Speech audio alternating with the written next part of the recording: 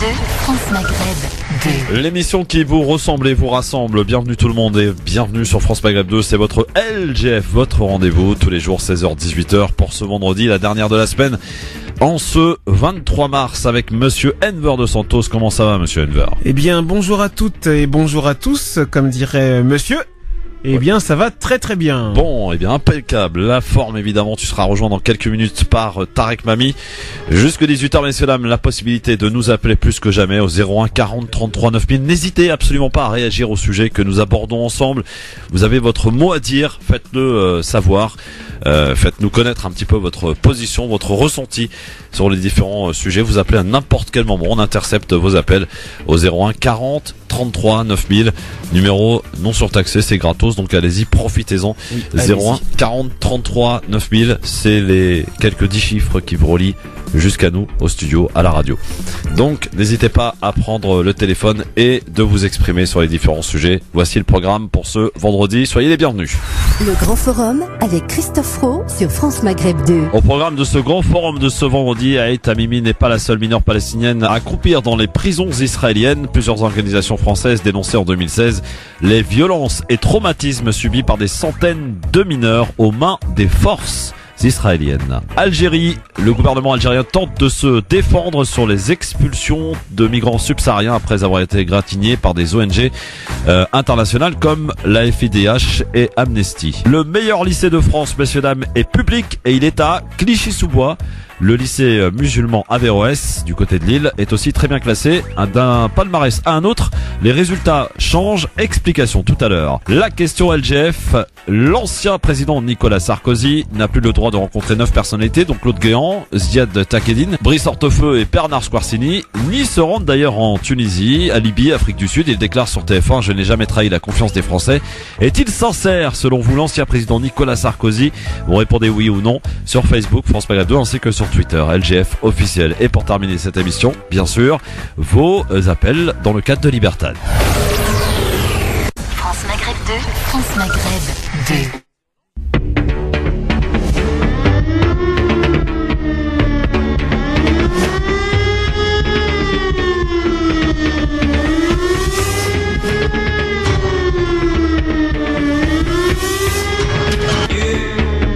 Christophe sur France Maghreb 2. LGF, le Grand Forum, merci d'être avec nous, c'est vendredi aujourd'hui et nous sommes comme la plupart des vendredis avec Tarek Mami, puisque le vendredi c'est Mami. Bonjour Tarek. Bonjour Christophe, bonjour Enver, j'annonce qu'il est là. Oui, on l'a annoncé déjà, il a dit bonjour tout à l'heure. Bonjour à toutes et bonjour à tous, toujours heureux d'être avec vous, surtout les jours de drame, pour qu'on puisse parler non pas entre nous, mais entre nous à l'antenne, donc au vu ou sur tout le monde, de ce que nous pensons, de ce que nous ressentons. Et malheureusement, nous revenons à la triste période de 2016, mais espérons que c'est une hirondelle et que ça ne durera pas. Justement, puisque vous en parlez, ça s'est passé donc à Trèbes, dans le sud de la France. Je ne connaissais même pas. Petite ville, Carcassonne. Voilà, à côté de Carcassonne. Oui, j'ai été faire un tour, 26 km Carcassonne, voilà. 5000 habitants. Théâtre donc d'une prise d'otage dans un supermarché depuis la mi-journée. Elle est apparemment donc terminée, même c'est sûr. 14h15. Absolument. Dernier bilan fait état d'au moins 3 morts et 2 blessés. Les forces de l'ordre sont par ailleurs intervenues. Oui. L'assaut a été donné donc aux alentours de 14h15 tout à l'heure. Ouais. Le preneur d'otage a été abattu. Il est mort. Les forces de l'ordre ont dû intervenir. Un petit mot, si vous permettez, cher Christophe, sur le mot abattu. Oui. Je la retiendrai. On abat les chiens, on n'a pas les hommes, on tue les hommes. La dépêche, la première, et c'est encore pour le travail que Hanan Zahwani, à qui je salue et à qui je rends hommage pour le travail qu'elle fait sur cette question, de langage dans les médias. La première dépêche tombe, le preneur d'otage est abattu, et nous tous, sauf quelques-uns, qui comme moi, avec fierté et toujours réveillés, répétons le contenu de la dépêche. Là, j'allais dire, le preneur d'otage a été abattu. Non, monsieur, le preneur d'otage n'a pas été abattu. Le preneur d'otage a été tué. Preneur d'otage donc tué. L'homme était retranché donc dans le supermarché avec un gendarme, apparemment un homme de 45 ans qui était resté en échange de la libération des otages et qui serait blessé par arme. Gérard Collomb. Cher Christophe, excuse-moi, mais parce que toutes les dépêches tombent, apparemment, mais ça il faut qu'on le vérifie d'ici à 18h, la fin de l'émission, le gendarme aurait accepté ou aurait proposé de remplacer une personne otage. Effectivement, c'est l'information que j'ai aussi. Extraordinaire pour le courage de ce gendarme. Nous, ici, qui tirons souvent sur les forces de l'ordre, il faut aussi préciser quand ces forces quand ils font leur boulot ou font de manière extraordinaire. Il a été blessé. Excusez-moi, Christophe. Gérard Collomb, donc le ministre de l'Intérieur, est sur place. Le président Emmanuel Macron va lui regagner Paris. Oui. Il a confirmé qu'il s'agissait bien d'une attaque terroriste. Oui. Il s'agirait donc d'un jeune homme, pour ce qui est du preneur d'otages, âgé, alors selon les dépêches, 20 ans, moi 26, d'autres 30, bref, quoi qu'il en soit, c'est pas bien important. Un Marocain. Alors, ça aussi, c'est précisé. Alors ça, c'est marrant. Un Marocain. À la demande de Madame Le Pen, qui a tout de suite tweeté. Maintenant qu'on sait qu'il s'appelle Redouane, on veut la nationalité. Est-ce que c'est un franco-marocain ou est-ce que c'est un marocain tout court? Donc, je sais pas qui s'exécute, tu dis que c'est un marocain. Oui. En tout cas, il était connu des services de renseignement suivis pour radicalisation islamiste. Il s'est d'ailleurs revendiqué de Daesh. Extraordinaire. Lors de l'attaque. Le ministre de l'Intérieur, il dit, on savait qu'il était radicalisé, mais pas tant que ça, parce que pour nous, c'est un petit délinquant reconnu dans la drogue. Regardez comment les versions elles partent déjà. Ah oui, non mais c'est pour ça qu'on décortique. On lit les dépêches et après on décortique. Oui. Donc ça c'est selon les informations du parquet de Carcassonne. Ce matin il a donc commencé par voler une voiture dans la ville, tuant l'un des passagers. Il a ensuite suivi des CRS qui faisaient un footing. Il a tiré sur les 4 hommes, blessant l'un d'entre eux. Comment on savait que c'était des CRS? Est-ce qu'ils couraient avec leur tenue ou est-ce qu'ils étaient en short? Ah bah écoutez, j'en sais rien moi. Ça c'est. Non mais voilà le journalisme, je veux dire. Mais et après, ensuite il se serait donc réfugié dans ce supermarché où il a tiré des coups de feu. Vous pouvez lui faire de la pub si vous avez le nom du marché. Hein. Oui, on n'a pas le nom du supermarché. 2 personnes donc auraient été tuées, donc sont mortes.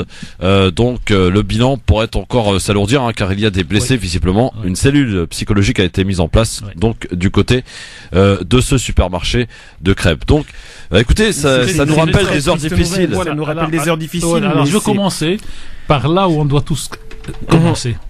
C'est l'hommage aux personnes qui ont été assassinées et c'est l'hommage aux personnes, aux citoyens qui ont été blessés et on leur souhaite de tout cœur et sans calcul et sans, parce qu'à France Maghreb 2, nous sommes des gens, j'allais dire, naturaux pour inventer un nouveau mot.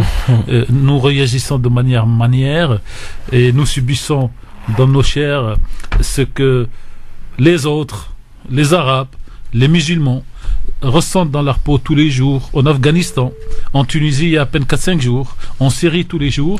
Donc nous sommes les mieux à même, avec toute la prétention du monde, à ressentir, et la Palestine, je l'ai oublié celle-là, à ressentir la douleur de ce que vivent nos concitoyens aujourd'hui. Le Yémen. Au Yémen, merci Christophe. Et nous ressentons ces douleurs parce que nous les ressentons tous les jours et nous ne faisons pas de cinéma, nous ne sommes pas des experts, nous ne sommes pas des spécialistes qui arrivons sur des plateaux pour expliquer le monde. Nous disons ce que nous ressentons et nous ressentons beaucoup de douleur pour les décédés, pour les morts, pour les assassinés d'aujourd'hui en France, pour les blessés et j'allais dire subsidiairement pour tous les autres. Alors c'est intéressant d'observer qu'hier il y a eu une invasion de fascistes dans une université du côté de Montpellier, c'est ça? Tout à fait. Et qu'aujourd'hui, voilà, il y a cette prise d'otage. Bah, écoutez, chaque jour son drame et voilà. C'est la France de 2018. C'est lorsque l'état de droit se meurt, et bien, tout simplement, le fascisme réapparaît. C'est une réalité. Et ça, c'est Gramsci. Là où c'est l'explication du texte de Gramsci, ça. Voilà, et là où c'est encore plus triste, c'est que on va là dans les jours qui viennent, on va essayer de trouver plein d'excuses, plein de choses autour de ce coupable, justement, ce terroriste qui nous a attaqués.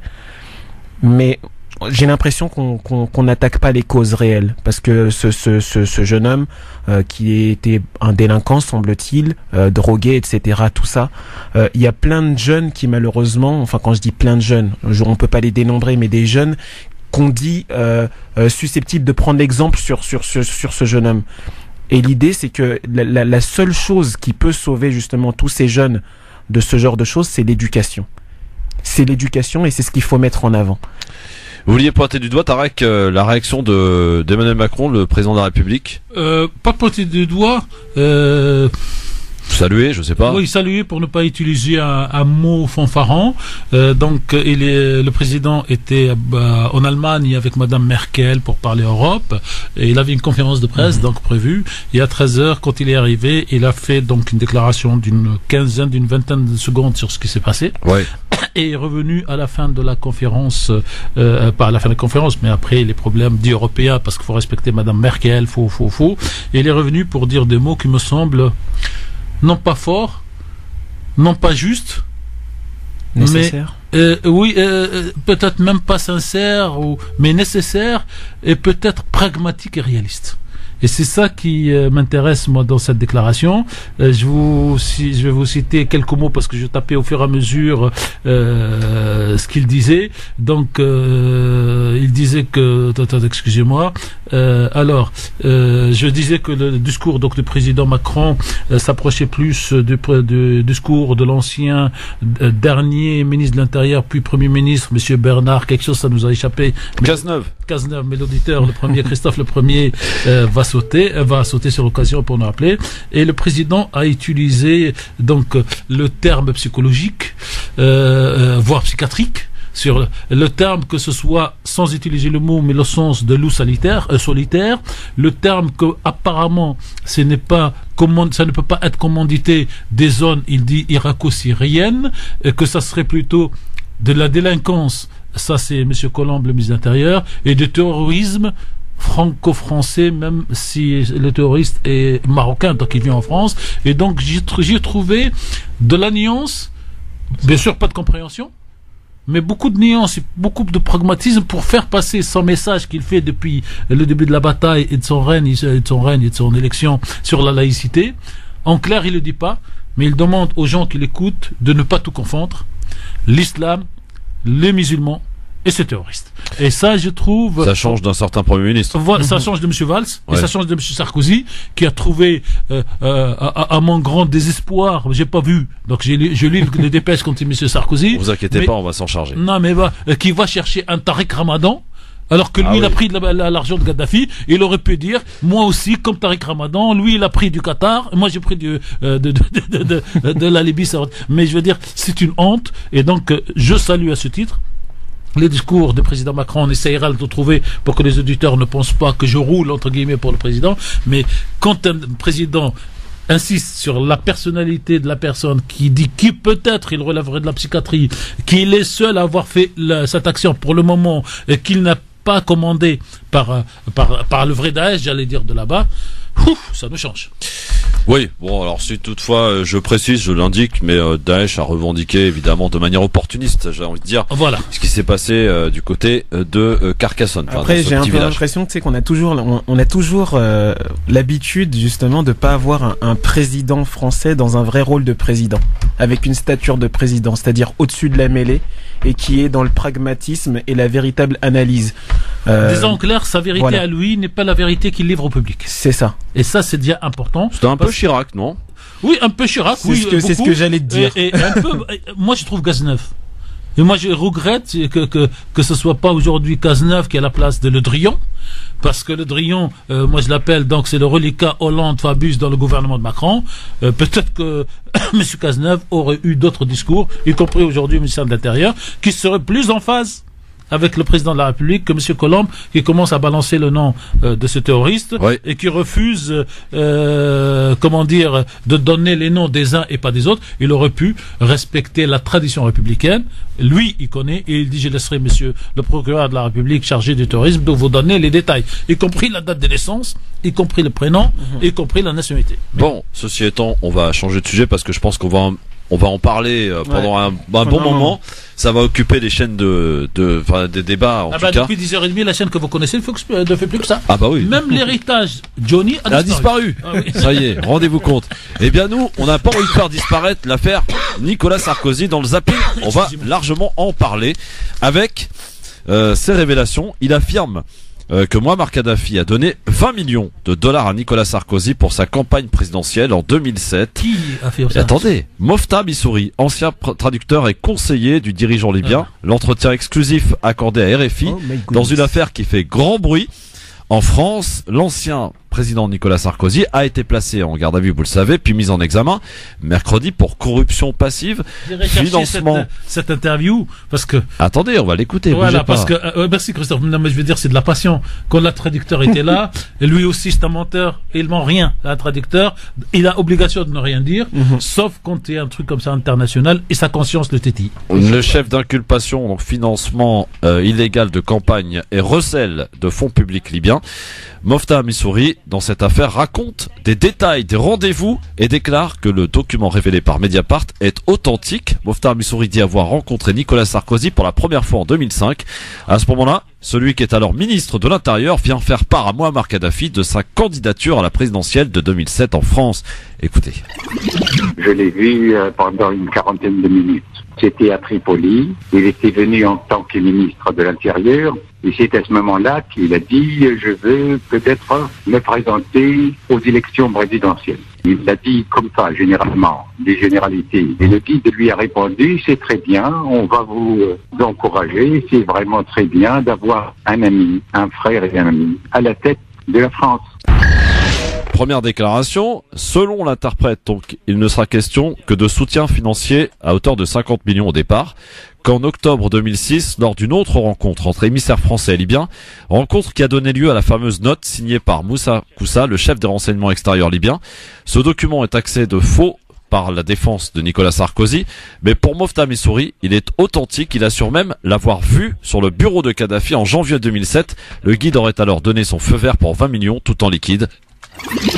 Il y a tout simplement un petit récépissé qui se trouve actuellement chez le chef comptable, qui est actuellement prisonnier à Zaouïa. Mais je ne sais pas où ce bout de papier se trouve. Normalement, quand on libère une somme d'argent, celui qui reçoit doit signer un petit récépissé, un petit reçu, quoi. Normalement, bien entendu.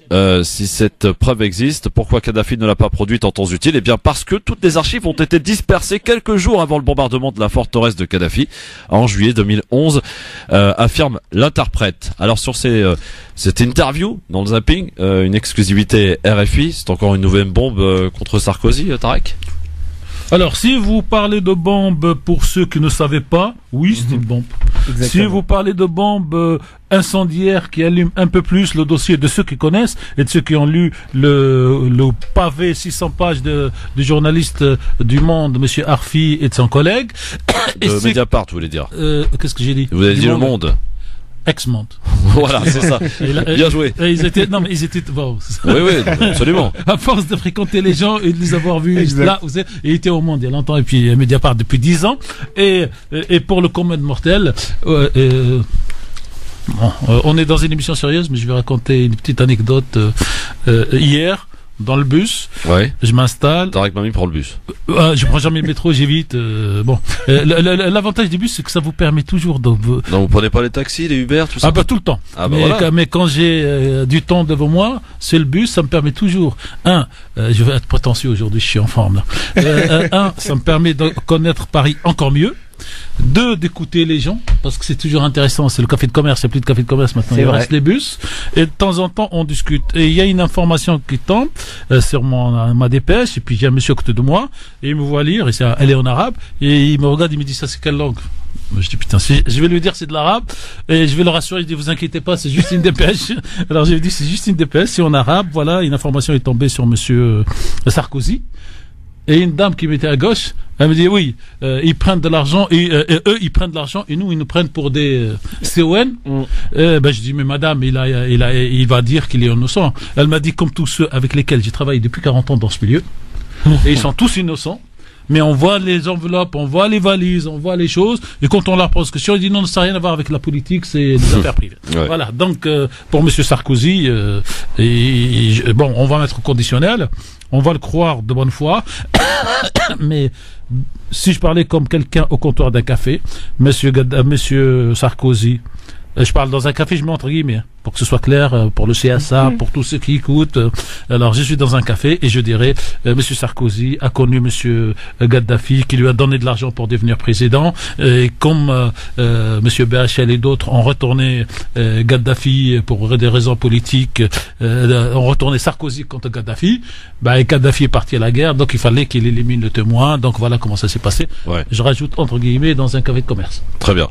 Alors, autre personne aussi à avoir entendu directement Muammar Kadhafi évoquer son soutien à la campagne de Nicolas Sarkozy, c'est la journaliste française Delphine Minuit qui travaille pour le Figaro.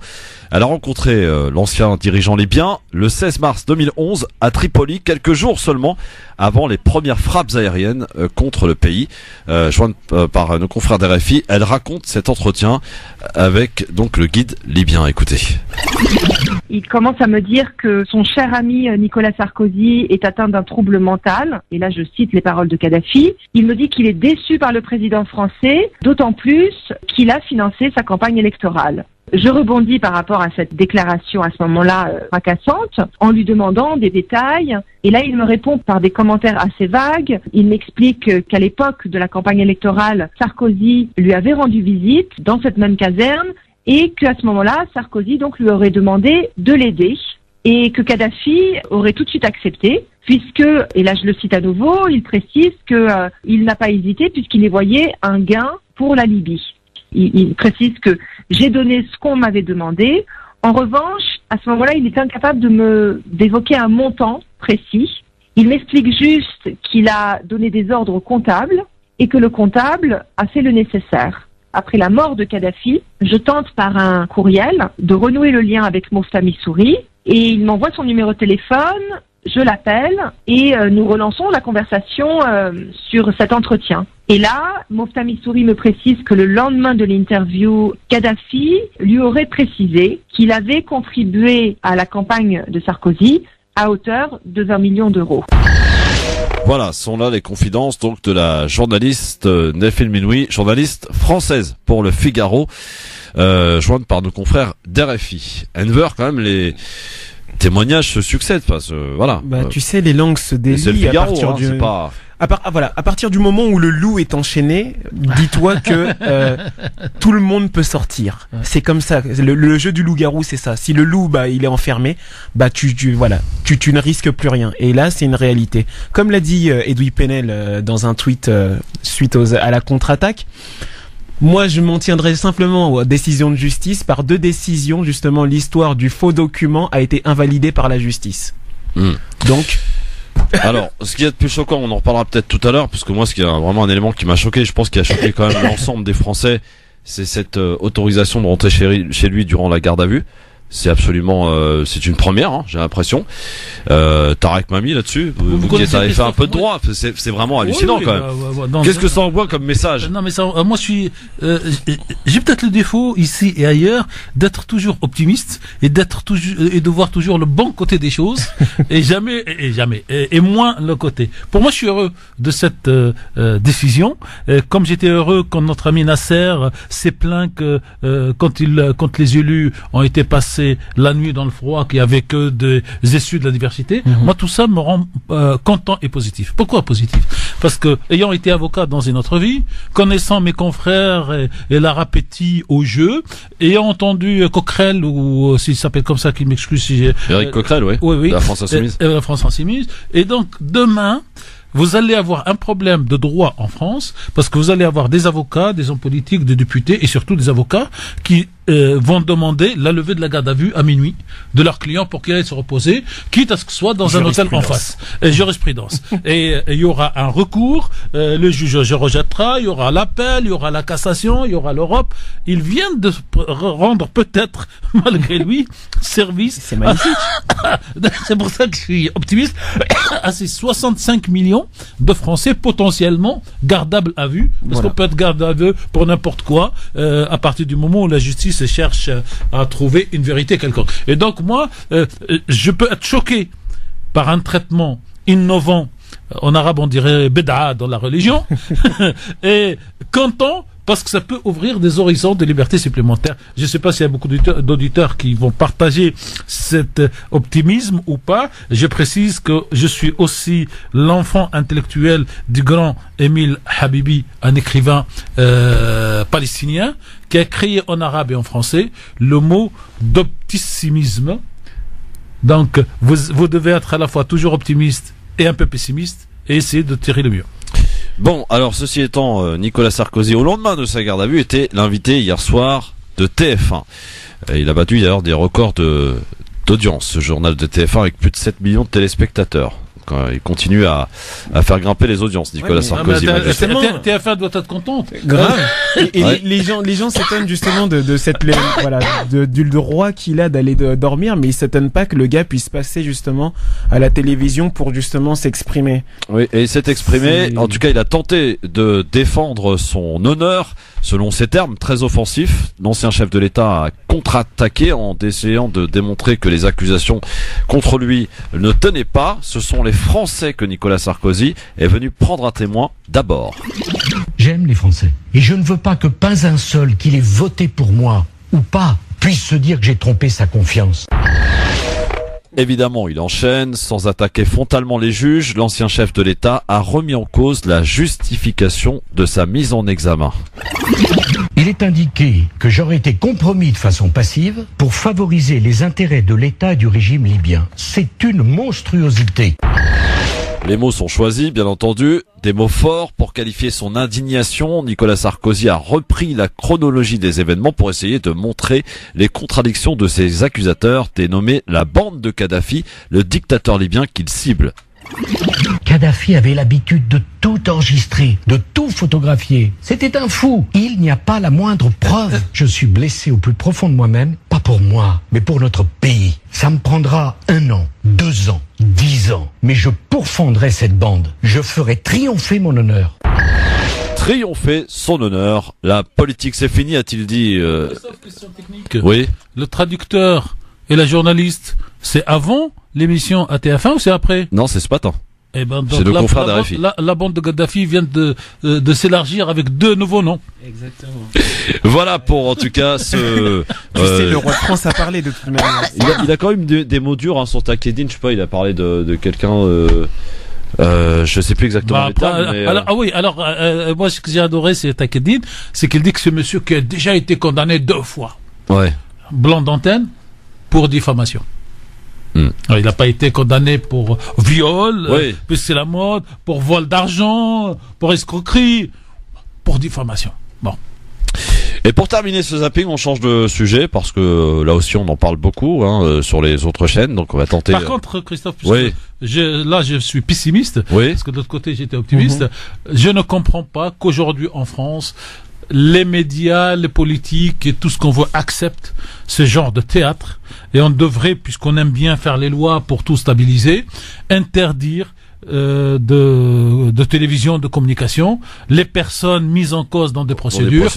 Non mais les personnes, ils ont des avocats, que les avocats viennent et utilisent des termes d'avocats, de justice, de respect, mais que les accusatrices de monsieur Tariq Ramadan viennent, elles, s'étaler sur les plateaux des heures et des heures, qu'une personne qui va déposer plainte contre monsieur Ramadan passe à l'antenne avant même qu'elle dépose la plainte, et que monsieur Sarkozy vienne donc raconter sa vérité en utilisant les mots la boue. La boue, c'est lui qui est en train de la faire remuer contre la France. Mais c'est une histoire de privilège. C'est une histoire de privilège. Non, mais il faut que la loi arrive à dire les personnes mises en cause, surtout à partir de leur mise en examen, sont interdits de communication. Ils ont des avocats et c'est les avocats qui font le boulot. Mais malheureusement, je suis même pas sûr que la loi après s'appliquera. C'est parce que quand il y a des lois, il y a le CSA. Bien sûr, le CSA veille. Qui manque d'objectivité selon une ancienne membre du CSA, Christine Kelly, entre parenthèses. C'est ça, mais c'est exactement ça. Le manque d'objectivité du CSA, elle en parle Christine Kelly.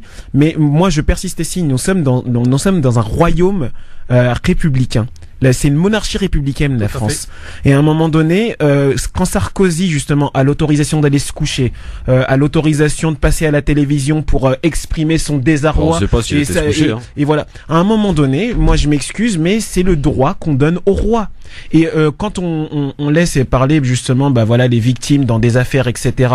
De Tariq Ramadan, tout ça, bah c'est encore une fois, c'est des privilèges que le roi, ou en tout cas sa cour, autorise pour faire ce genre de choses. Le meilleur ami de Sarkozy, Bouygues, c'est un très bon ami. Donc voilà, donc à un moment donné, moi je veux pas mentir aux gens qui nous écoutent. Pour moi, nous sommes dans une monarchie républicaine.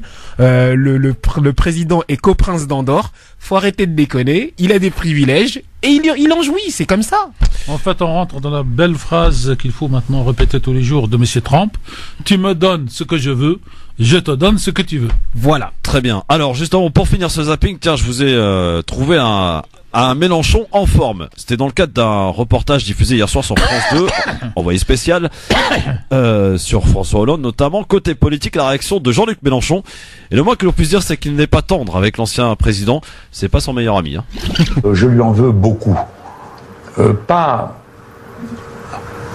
seulement d'avoir été aussi peu socialiste que l'a été le président Hollande. C'est-à-dire, il finit son mandat, il reste rien, quoi. Je peux vous citer quelque chose pour Jospin, j'ai 35 heures, là, évidemment, vous rédigez dans votre fauteuil, puis il y a du pour, il y a du contre. La polémique continue. Vous réfléchissez, café Hollande, rien. Rien. Tout de travers. Et puis à la fin, là, tout passer par-dessus bord, la politique de l'offre à la place de la politique de la demande. En un jour, comme ça, il passe à la télé, et il annule 150 ans d'histoire de gauche avec un trait de crayon. Et donc, ma rancœur contre lui n'est pas sur ceux qui l'auraient dû faire un peu plus comme ci ou un peu moins comme là. C'est de fond. Il a détruit le mouvement socialiste en France.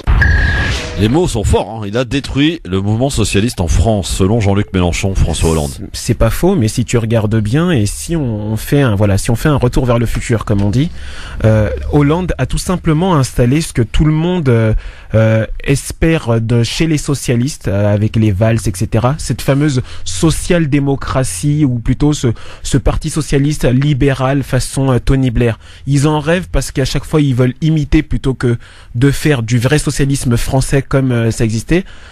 Bah c'est ça. Et à un moment donné, moi je voudrais pas critiquer Jean-Luc Mélenchon sur ce qu'il dit, mais François Hollande n'a simplement que joué son rôle. Et s'il a laissé quelque chose, il a bien laissé quelque chose. Il a laissé Macron.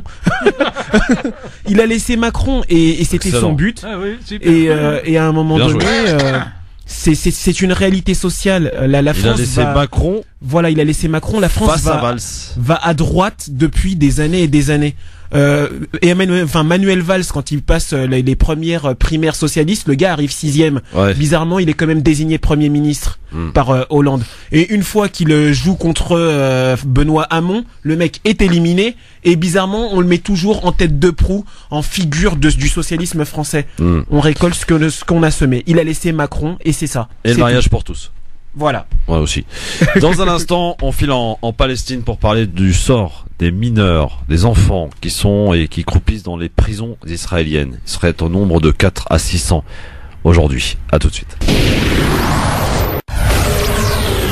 France Maghreb 2, France Maghreb 2. LGF, le grand forum avec Tarek Mami et Enver de Santos en ce vendredi. La question du jour, elle est toute simple. Hein, c'est évidemment au lendemain de l'intervention de Nicolas Sarkozy et de ce contrôle judiciaire aussi, puisqu'il a interdiction de rencontrer 9 personnalités, dont Claude Guéant, dont son ami Brice Hortefeux. Bon, Takedine, je pense pas qu'il ait envie de le rencontrer. Et Squarcini aussi figure parmi... À Tripoli, sous la tente de Gaddafi. Voilà, donc Squarcini aussi figure dans la liste des personnalités qu'il a interdiction de rencontrer. Et il a interdiction aussi de se rendre, alors vous allez rigoler pour les pays, Tunisie, Libye, Afrique du Sud. Oui. Alors je vais rigoler sur un truc, mais moi il y a quelque chose qui m'a choqué. C'est qu'il ose mettre le nom de Seguin, Philippe Seguin, dans l'histoire de Takedine. Combien même ça aurait été dans une soirée où M. Seguin présente à M. Sarkozy cet homme qui connaissait toute la classe politique. Pour moi, c'est l'insulte de l'émission de M. Sarkozy. c'est quand il dit, c'est Philippe Seguin qui me l'a présenté. Le citoyen français dit Seguin est mort il y a 10, 15 ans, 20 ans, mais Seguin, c'était pareil comme lui. Et ça, si tu veux, je ne lui pardonne pas. Non, mais je lui pardonne pas à titre perso. Moi, je connais M. Seguin, comme d'autres. Seguin, quand il a été à Tunis, après, dans la bonne période, entre guillemets, de Ben Ali, Ben Ali lui offre la maison de ses parents, ou je ne sais pas s'ils étaient propriétaires ou s'ils habitaient, mais en tout cas, il lui offre la maison de ses parents à Tunis. Et il était plus ou moins surpris, ému, il remercie tout ça. On l'amène en voiture et les journalistes, on va voir. Bon, ils avaient vidé la maison, était propre et tout. On a vu la maison. Et à 16h30, il avait un discours à faire devant l'association des femmes tunisiennes. Et dans la discussion vient la question des locaux pour l'association, plein de choses. Et il leur dit, j'ai hérité d'une maison ce matin, je vous l'offre ce soir. Voilà. Ouais. Donc ce mec, quand même, c'est pas M. Sarkozy qui offrirait la petite maison, même si elle fait 120 mètres carrés. Donc j'ai pas aimé cette phrase. Pour le reste, on file en Palestine maintenant, et alors que le comité des Nations Unies contre la torture va rendre ses conclusions sur Israël le 13 mai, ça se passera prochain, au sein, eh bien, il y a la plateforme des ONG françaises en Palestine qui a émis un rapport intitulé « Enfance brisée ». Sur les multiples violations des droits de l'homme dont sont victimes, bien entendu, les mineurs palestiniens aux mains des forces armées et de police israéliennes, entre torture et mauvais traitements, simulacre de justice et impunité des forces de l'ordre. Les associations dressent un bilan désastreux de la détention des enfants palestiniens. J'ai ouvert la porte, j'ai vu un soldat en face de moi, c'est ce que raconte un jeune palestinien, et il m'a demandé « Tu es Taïeb ?» Je lui ai dit « Oui ». Il m'a attrapé, tordu les mains et tabassé contre la porte. Nous nous sommes dirigés vers la porte. Sur la rue, mon voisin a jeté un objet sur le soldat, ce qui l'a mis de mauvaise humeur, et il a commencé à me frapper. Il m'a frappé au visage très fort. Taïeb, arrêté à 14 ans dans un camp de réfugiés. Taïeb fait partie des 500 à 700 mineurs palestiniens qui, chaque année depuis 2000, passent dans les prisons israéliennes, militaires israéliennes. Fin février 2016, plus de 440 mineurs, dont 104 âgés de 12 à 15 ans étaient aussi emprisonnés, sans compter les nombreuses arrestations et qui ont été relâchés après un interrogatoire violent. La majorité est accusée d'avoir jeté des pierres, messieurs. Est un crime passible de 20 ans d'emprisonnement en Israël pour avoir jeté des pierres. Les violences et les traumatismes qu'ils subissent ne se limitent pas à la période de l'arrestation, elles dureront jusqu'à la sortie de prison. Pendant des heures de transfert vers le centre d'interrogatoire, les enfants sont violentés, menacés, humiliés. Parfois, ils peuvent être forcés de rester immobiles pendant des heures sous la pluie, dans le froid ou sous le soleil, sans eau et nourriture, et ni accès aux toilettes. Près de 70% sont soumis à une fouille à nu pendant leur arrestation, et les mauvais traitements se poursuivent ainsi pendant l'interrogatoire qui peut durer des jours, voire des semaines. Gifles, coups de pied, insultes, menaces de torture, d'agressions sexuelles, de condamnations sont monnaie courante. Plus d'un dixième des mineurs qui sont arrêtés sont maintenus en isolement pour une durée moyenne de 13 jours. Le plus souvent, ils ne peuvent rencontrer ni leurs parents ni un avocat. Les militaires israéliens ont un double objectif: les faire craquer pour qu'ils signent des aveux, mais aussi les punir et les dissuader, eux et leurs familles, de militer contre l'occupation. Première réaction, Enver, contre ce rapport qui est évidemment criant de dénonciation de choses qui nous paraissent absolument incroyables. Dans ce qui est dit, en tout cas, la plus grande démocratie du Moyen-Orient. Tu sais, moi, ce qui me paraît invraisemblable, et ce rapport est nécessaire, mais c'est presque antinomique. Les mauvais traitements réservés à des mineurs que l'on met en prison. Depuis quand mettons des mineurs en prison? On parle en général de maison de correction pour un mineur. On parle de... Voilà. Là, il se trouve qu'on met des enfants en prison, mais ça n'offusque personne dans le monde entier. Des gamins qui sont censés vivre leur adolescence, qui sont censés vivre leur crise d'adolescence, les amours de jeunesse, des bagarres avec leurs voisins, etc., sont traités comme à Guantanamo, voire pire. On parle de gamins qu'on met à nu. Dans d'autres contextes, excuse-moi, mais c'est presque de la pédophilie. Moi, c'est juste invraisemblable que il y ait le rapport, mais que aucun chef d'État du G5, du G8, de tout ce que tu voudras, ne réagisse pour condamner ça. Tu vois, il y a eu l'Afrique du Sud et aujourd'hui il y a ça. Tarek, Il faut savoir aussi que les tortures et les mauvais traitements sont exercés en toute impunité. La plupart des mineurs refusent de porter plainte parce qu'ils craignent des mesures de rétorsion ou parce qu'ils estiment, à raison, qu'ils n'ont aucune chance d'obtenir justice. Le plus souvent, les plaintes sont classées sans suite d'ailleurs, sans enquête ou à l'issue d'une brève audition de la victime et de l'auteur présumé. Sous la pression, la plupart des accusés acceptent de plaider coupable et de négocier un accord avec le procureur de peur d'être condamné à une plus lourde peine sur une base d'aveu forcé par un tribunal militaire s'ils s'obstinent à aller jusqu'au procès. Finalement, presque tous les jeunes mis en accusation sont condamnés à la négociation ou à un procès inéquitable. Les 3/4 d'entre eux font l'objet d'une peine d'emprisonnement d'1 an ferme, allant le plus souvent de 3 mois à 1 an ferme. Fin octobre 2015, les autorités israéliennes ont renoué avec la détention administrative de mineurs palestiniens après l'avoir suspendu cette pratique pendant 4 ans. Depuis, au moins 10 mineurs ont été placés en administration, en détention administrative, une grande partie des enfants condamnés sont transférés dans les prisons situées en Israël en violation de la 4e convention de Genève. D'ailleurs, cela entrave drastiquement les visites familiales et évidemment perdure le traumatisme psychologique engendré par la détention. Les mineurs palestiniens sortent brisés du système de détention militaire israélien. Ils souffrent d'isolement, d'un sentiment d'insécurité permanent, de stress post-traumatique et parfois de séquelles physiques. Ils finissent trop souvent par se déscolariser.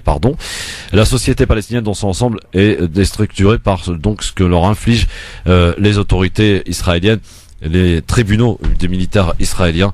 Et évidemment, ils réservent à un enfant la recrudescence des arrestations et détentions des mineurs qui rendent chaque jour la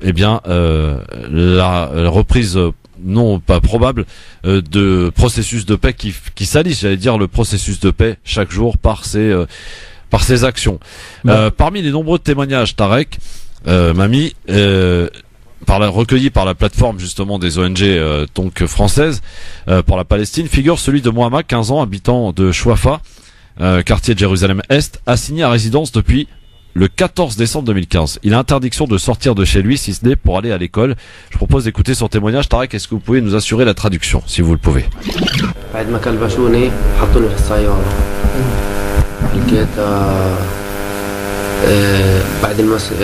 لازم يودوني على المسكوبية، ما ودونيش، طلعوني على سجن مسافة طويلة في نتانيا على أوفك جنب شارون.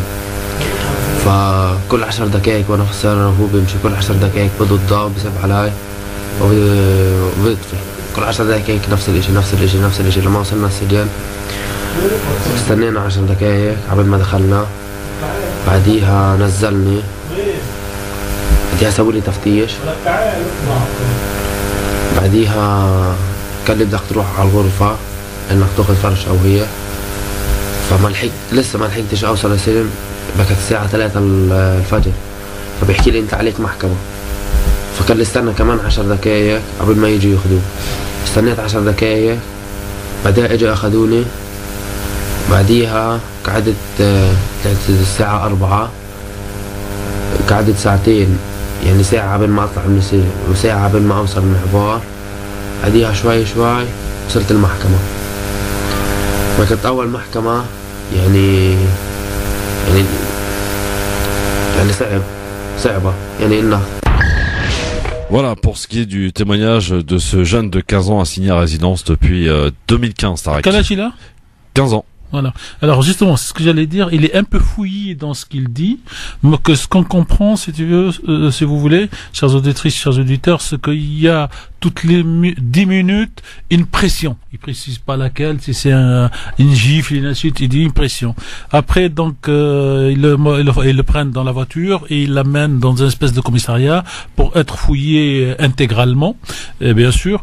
Et puis après, donc, toutes les 10 minutes, il y a une nouvelle pression.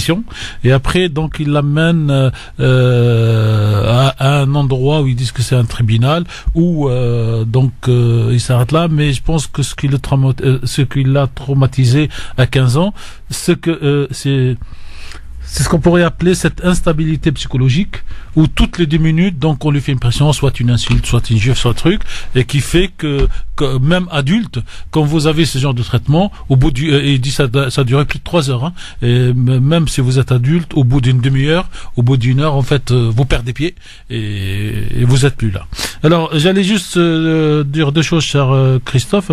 La première, c'est quel est l'organisme qui a fait donc ce rapport? FIDH, Amnesty. Voilà. Pas FIDH, pardon. Non. S'il vous plaît. Il y a d'autres associations. Donc, faut qu'on redise. Des associations françaises pour la Palestine, qui sont très connues. J'ai pas la liste exactement précisément ici. On verra mais elles sont très nombreuses. Au moins 1 ou 2. Et la deuxième, c'est qu'une fois vous avez la référence, donc on le mettra sur le site de la radio, sur le Facebook, sur tout ce qu'on peut faire, en lien. Et la troisième, vous n'avez pas remarqué que je vous ai pas coupé une seule seconde, alors que vous avez parlé pendant plusieurs minutes. Ouais. Ah, pourquoi? Pourquoi? Déjà, c'est bien. Non, c'est pourquoi? Parce que je vous aurais coupé pour faire un commentaire. Et il y a des moments de la radio, de l'écoute, du film, du cinéma, de la télé, où on doit écouter ce qui a été dit comme par un procureur de la République. Ce que vous faites, c'est que vous lisez un texte. Ouais. Ce texte n'est pas de vous. Non. Il n'est pas de moi. Il n'est pas de la radio. On ne peut pas nous reprocher un jour quelque part que, et donc c'est pour ça que je me suis tué, pour que l'auditeur lambda qui zappe, qui écoute, qui est permanent, puisse écouter la force des mots que ce rapport dénonce. Et ce rapport devrait être envoyé avec une rose pour les dames journalistes et avec, je ne sais pas moi, une tablette de chocolat pour les journalistes de France. Il y en a des milliers et des milliers. Il faudra peut-être leur dire, monsieur, c'est juste par courtoisie que je vous envoie la rose, madame, et le rapport que je vous prie de bien vouloir lire jusqu'au bout. En France brisée, il s'appelle. Il est sorti le 16 mars. Voilà. Même si vous en parlez pas, lisez-le pour vous, pour votre conscience, et pareil par exemple. Parce que ce genre de rapport n'est jamais en une à la une. Et si un intervenant en parle, c'est 1 minute dans une émission plateau à 1h du matin ou à minuit, à 23h ou 21h. Et donc c'est une honte que et je me lâche de plus en plus sur cette question. C'est une honte que cette presse que cette presse aujourd'hui en France ne fasse pas son boulot. Et voilà. Donc on va passer peut-être à la pub, Christophe, parce que j'ai une urgence qui tombe. Et puis à tout de suite. Moi j'aurais peut-être une question à toi, Christophe, et à Monsieur Amami tout à l'heure. À un moment donné, moi je me fais l'avocat du diable, et on part du principe où la religion musulmane a été critiquée pendant très longtemps. Moi je suis pas savant de l'islam ni rien du tout, et on a parlé des propos de Tariq Ramadan par rapport à la lapidation, etc. Ouais. Et sur le fait qu'on coupe la main. Ouais. S'il y a du vol, s'il y a fornication, etc., son double discours. Moi, ce que j'aimerais poser la question aux auditeurs et aux gens, et à toi et à Monsieur Mami, c'est, tout à l'heure, tu as dit que si un enfant, justement, jette des pierres, il encourt 20 ans de prison. Absolument. Et là, ça ne choque personne. Ouais. Personne ne réagit. Ces défenseurs des droits de l'homme qui attaquent le double discours, qui parlent de la charia comme ci et ça. Un enfant qui va jeter des pierres, un enfant mineur peut prendre 20 ans de prison dans un pays moderne au 21e siècle pour avoir jeté des pierres. Moi, je voudrais savoir. Eh bien, si vous avez la réponse, amis auditeurs, appelez-nous 01 40 33 9000. Mais c'est intéressant de voir que ce rapport, il n'est en aucune manière présenté ou ne serait-ce que effleuré par les autres médias mainstream. Donc c'est absolument incroyable. Pourtant, le rapport est dur et dénonce une réalité justement assez alarmiste, j'allais dire, sur la situation des mineurs, parce qu'on parle bien de mineurs en Israël. Ces mineurs que l'on force à plaider coupable pour essayer peut-être d'obtenir une sanction moins lourde. Et ce qui fait d'ailleurs référence à Ait Hamimi, cette jeune icône palestinienne de 17 ans qui a pris 9 mois justement vis-à-vis d'un accord qu'elle a trouvé, donc qu'ils ont trouvé ensemble pour que elle puisse peut-être en finir. Rappelons que c'était pour avoir giflé un soldat. Hein. Et si on relit ce rapport, on se dit même que cet accord, c'est pas forcément un accord, quoi. On les force presque justement à accepter la décision. Là, elle a déjà passé des années justement, des mois, pardon. Elle a déjà passé des mois dans une geôle, et donc pour moi, cet accord, c'est simplement ce que ce rapport dit. On l'a forcé à accepter l'inacceptable pour une mineure. Pour qu'elle puisse enfin retrouver sa famille. Karim est avec nous au standard 01 40 33 9000. Il nous appelle d'où, Karim? Oui, de Mantes-la-Jolie. Bonsoir mon cher Karim, bonsoir, comment ça va? Bonsoir à vous, bonsoir à tous. On vous écoute, Karim. J'étais dans ma voiture et je vous ai écouté là parler de cette jeune fille qui s'est faite emprisonner en Israël. Et c'était pour vous dire que, en fait, moi, à l'heure d'aujourd'hui, tout ça me choque plus. Et le fait que, comme vous disiez, l'intervenant tout à l'heure, que le dernier intervenant là qui dit que prendre des pierres 20 ans, oui, Enver de Santos. Parce que aujourd'hui on sait clairement que tous les plus grandes puissances, elles sont pro-Israël, et que aujourd'hui il n'y a plus rien qui les choque quand ça vient du monde musulman, mais quand ça vient de chez eux en tant que victime, là tout de suite tout le monde entier est abasourdi, condamne ce qui se passe. Voilà. En fait, ce qu'il y a, c'est qu'aujourd'hui, quand on est juif, malheureusement, sans vouloir les critiquer, mais quand on est juif ou israélien, tout de suite on est une victime. Tout de suite on est reconnu. Karim, on est en train de vous perdre visiblement. Vous dénoncez en fait à votre manière, avec vos mots, le deux poids deux mesures finalement. Exactement. Ouais. Exactement. Ouais. Voilà. Et c'est pour ça que ça me choque pas, parce que aujourd'hui, dans tous les médias, quand on voit aujourd'hui, en fait, ce que je voulais vous dire, c'est que si vous prenez par exemple moi qui suis d'origine maghrébine, quand je vois les infos que mes parents regardent le soir, des fois quand je passe les voir, et quand je vois les infos qu'on voit à la télé, je vous assure, on a l'impression que c'est deux mondes différents, qui traitent pas du tout des mêmes sujets. Oui, absolument. Et juste ça devrait tous nous interpeller. Merci Karim pour votre réaction en tout cas depuis Mantes-la-Jolie. À très bientôt et bon week-end. Tout à l'heure quand Tarek Mami m'a demandé les associations, j'ai parlé de la FIDH et d'Amnesty. J'ai confondu parce que justement ceci fait référence avec le sujet que je vais aborder avec vous maintenant sur l'Algérie, puisque le gouvernement algérien tente de se défendre sur les expulsions des migrants subsahariens après avoir été gratinés par des ONG internationales comme la FIDH et Amnesty. Les migrants subsahariens sont-ils indésirables en Algérie? En 3 ans à peine, écoutez bien, pas moins de 27 000 d'entre eux ont été rapatriés chez eux, a annoncé hier à l'Assemblée nationale populaire le ministre de l'Intérieur et des collectivités locales d'ailleurs, monsieur Nordine Bedoui. Précision de celui-ci, l'Algérie compte poursuivre ces expulsions, mais ce se fera, a-t-il précisé, dans le cadre strict respect des droits de l'homme. Nous avons le droit de défendre notre sécurité, a-t-il rappelé. C'est défendu donc le ministre algérien, non sans assurer que l'Algérie s'exonérera jamais de son devoir humanitaire dans le cadre de la gestion du phénomène de migration clandestine, notamment des ressortissants subsahariens.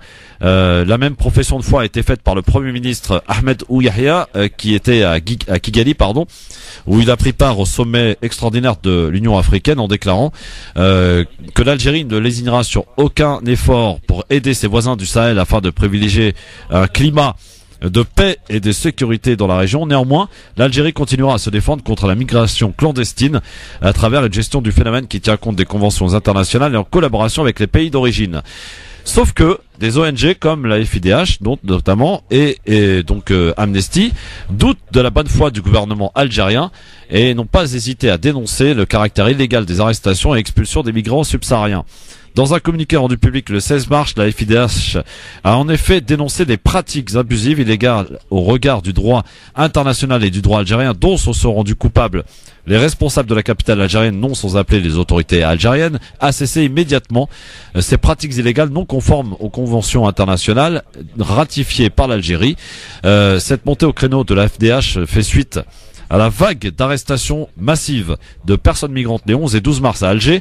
Les organisations se trouvant sur le terrain confirment que les arrestations se sont déroulées de manière arbitraire par des agents de force de l'ordre en civil et en uniforme. Les arrestations ont été effectuées au faciès sans qu'aucune procédure ne soit respectée, aucune vérification des identités ni des autorisations de séjour en cours de validité pour certaines des personnes arrêtées. C'est ce qu'a rapporté en tout cas l'ONG. Et d'ajouter détenu au centre de loisirs de Zeralda, transformé depuis quelques années en centre de rétention qui ne dit pas son nom. Et puis à Tamanrasset, transporté sous la contrainte dans des bus par une escorte de gendarmerie et assisté par le Croissant Rouge algérien, abandonné en plein désert dans la zone frontalière dans le sud du pays pour les inciter à quitter le territoire. Les personnes sont laissées sans ressources, vulnérables à tout type d'abus, de violations et de risques pour leur vie. Pour la FIDH, les opérations d'expulsion sont menées courantes en Algérie depuis septembre 2017. Voilà qui alerte bien sûr, et le gouvernement algérien tente évidemment de monter au créneau pour essayer justement d'apporter son point de vue. Enver, est-ce que tu avais entendu parler de cette affaire? C'est vrai qu'il y a eu plusieurs affaires concernant les migrants subsahariens en Algérie. Ton avis, ta réaction? Bah écoute, j'avais entendu parler légèrement, et c'est ce matin donc quand on a fait donc la réunion de rédaction sur le thème de la journée que je suis plus concentré dessus, et c'est là où moi ça me pose problème.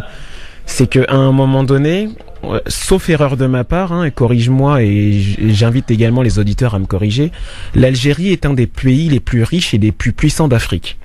On n'arrête pas de parler de l'histoire du colonialisme. Alors c'était avant ou après les problèmes d'argent? Bah on va dire avant et même après d'une certaine manière. Après on verra si les choses s'arrangent. Mais on n'arrête pas de parler de colonialisme, de la présence de la France en Afrique, etc., de fer de lance, tout ça. Et moi, ce que je ne comprends pas, c'est pourquoi justement l'Algérie, ce pays puissant, bah justement, plutôt que de créer une entraide. Après, j'entends bien sûr l'histoire de oui, on veut protéger nos frontières, etc. Mais quand on est un pays puissant en Afrique et qu'on est reconnu comme un pays puissant, pourquoi à un moment donné on n'est pas fer de lance pour créer cette union africaine dont tout le monde parle? Pourquoi à un moment donné on est là à faire la même chose que les Européens font aux Africains? C'est ce que je ne comprends pas. C'est ce que je ne me comprends pas, et je m'interroge parce qu'à un moment donné on pourra dire ce qu'on veut, mais l'Algérie est un pays avec une majorité de musulmans, donc peut-être avec une certaine philosophie de la vie. Je ne sais pas. Peut-être qu'à un moment donné, il faudrait que les dirigeants se posent des questions. Ils peuvent être le fer de lance. Et je rajouterais juste une chose, c'est que moi, j'ai beaucoup d'amis algériens qui m'ont dit justement que là-bas en Algérie, on voit beaucoup de populations asiatiques d'origine de Chine s'installer et parler justement kabyle ou arabe. Et on leur ouvre les frontières normales, clairement, etc. Alors, ce qui est intéressant, c'est que c'est un auditeur, pour parler du Maroc et de la Coupe du Monde, cette semaine me disait oui, les Marocains traitent absolument très mal les migrants, etc. C'est intéressant de voir qu'il y a ce rapport de la FIDH donc et d'Amnesty qui parle d'un mauvais traitement, qui parle même de gens qui sont déposés dans des centres qui ne disent pas leur nom, donc de migrants subsahariens. Ce chiffre, je le rappelle, 27 000 expulsions depuis 2016. Nasser est avec nous. Bonsoir Nasser de Melun. Oui, bonsoir Christophe et bonsoir à tous. Bonsoir Nasser. Je vous écoute tous les jours et j'ai beaucoup de choses à vous dire. Hein. Ah bon, bah, il va falloir faire court parce que j'ai la pub là, mon ami. Donc c'est je vais résumer par vous dire merci et bravo parce que vous êtes une radio unique. Ce qu'on entend chez vous, on l'entend nulle part ailleurs. Et là, ce que j'ai entendu sur la Palestine, ça me fait mal au cœur, Christophe, tu peux même pas savoir. Et de voir le monde entier, non seulement les dirigeants musulmans, parce que moi personnellement j'entends rien de cela, et de voir d'autres démocraties dans le monde qui font rien pour cette cause. Et puis rajouter le sujet de l'Algérie envers les Noirs. C'était un auditeur, notre ami Abdel, qui avait accusé le Maroc, concernant cette histoire. Bon, il parlait du Polisario, machin. Bon, lui, il faisait plus de la politique qui roule pour le Polisario. Mais j'avais un message à lui passer. Il faut qu'on arrête de se diviser et qu'on regarde les problèmes de notre communauté et essayer d'avancer. Merci Nasser. Merci Nasser. Merci beaucoup. Et merci à Tariq Mani et merci à tous les intervenants que tu invites. Je t'écoute tous les jours et je suis chauffeur de bus et j'en ai contaminé pas mal de personnes parce que quand ils t'écoutent, ils me disent mais c'est quoi cette radio Je dis, c'est France Maghreb 2, voilà, à 99.5. Excellent. Nasser, je peux dire une chose. Nasser. Je suis dégoûté parce que quand je rentre chez moi, ça capte pas. Et Nasser, des fois, j'ai fini le justement. travail et je reste exprès dans le 94 pour vous écouter. Nasser. Oui, alors bonjour et merci pour toutes ces paroles qui nous vont au cœur et qui nous aident à travailler. En fait, toutes les informations que nous donnons sont des dépêches officielles qui existent partout. Nous le trions pour le donner à nos auditeurs. Mais si vous voulez vraiment donc ne pas perdre les dernières minutes, vous téléchargez l'application France Maghreb 2. Et là, vous écoutez. Je l'ai, Tariq. Voilà. Et là, donc, tu peux ou vous pouvez l'écouter jusqu'au bout, partout, vous êtes tranquille. Merci en tout cas, Nasser, pour votre intervention. Merci à vous et merci à toi, Christophe. Franchement, je te suis dans ce que tu fais. Et franchement, c'est ça, tout à ton honneur et on aimerait avoir beaucoup plus de personnes comme toi et comme Tariq. Et puis tout le monde, toute l'équipe. Merci beaucoup. Merci du fond Nasser, du cœur. Merci. Même Anan a dit merci. C'est gentil. Merci Nasser. À très bientôt en tout cas. Merci de votre intervention. Dans un instant, on va entamer un sujet qui va plaire, j'en suis sûr, à Tariq Pami après la vie tranchée de Enver de Santos. Le meilleur lycée de France se situe dans le 93. À tout de suite.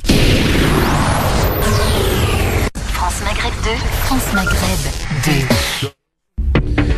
Le grand forum LGF, votre rendez-vous quotidien de 16h à 18h. Messieurs, dames, soyez les bienvenus. Bon courage si vous rentrez du travail, dans les bouchons peut-être. Avec cette...